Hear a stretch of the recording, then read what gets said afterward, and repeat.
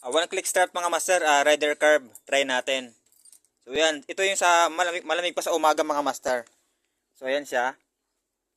One click start, try natin ang ating rider curve. So malamig pa to sa umaga. Ayan, magkakape pa lang tayo nito mga master, magpapainit pa lang. Ayan, wala siyang init yung makina niya. Ito talaga yung mainit kapag ka naka-under siya. So ito wala talaga. Ayan. So try natin one click start, rider curve. So dito natin malalaman kung good condition ng ating motor. Ayan, naka-on na siya. On natin. Ayan.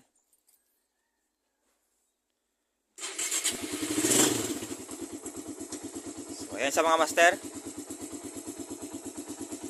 Ayan na, one click start sa umaga. So kita nyo naman, naka-under siya.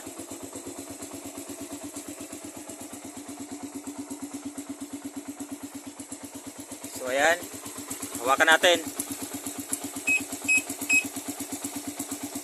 So ayan, mainit.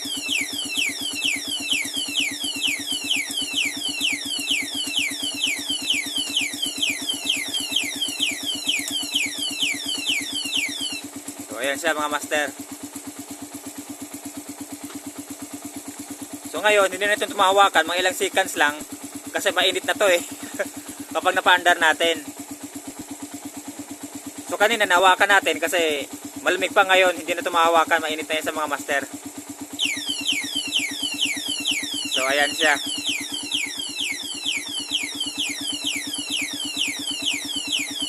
So ito kapag umaga mga master, magbagong andar, mayroon pa tayong marinig nito na lagitik kapag unang andar niya, mga ilang seconds lang, mga 10 seconds, mga 5 to 10 seconds, meron tayong marinig nito na konting lagitik. Pero kapag umabot na sana sa mga 30 seconds, mga 1 minute, mawawala yan siya kasi yung kanyang langis sa taas, sa head, ay aakyat na yan siya mga 1 minute pataas. Wala pa nga 1 minute, aakyat na yan siya.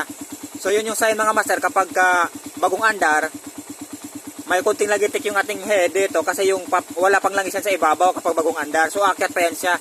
So mga 5 to 10 seconds, saka pa yan sa aakyat yung ating motor dito, motor langis. So ayan, medyo nawawala na yung kanyang lagitik.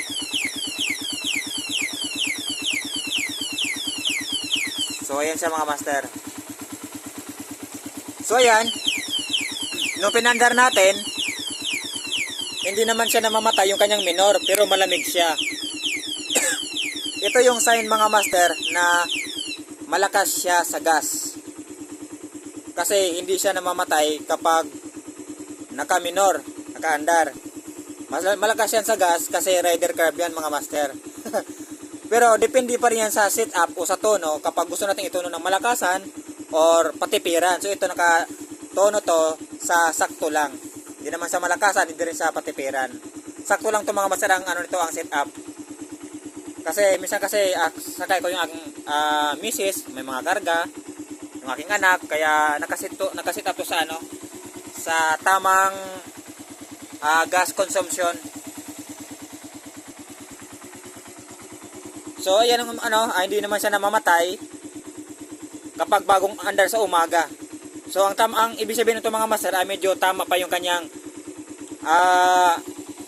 sa makina, wala pa masyadong tama sa kanyang carb, medyo malinis pa sa lahat, medyo okay pa. Basta yun yung sign mga master kapag good condition ng ating motor sa awa ng Diyos.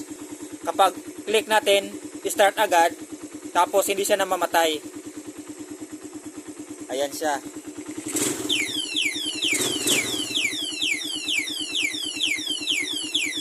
So kailangan nito natin mga master ay talaga alaga sa langis.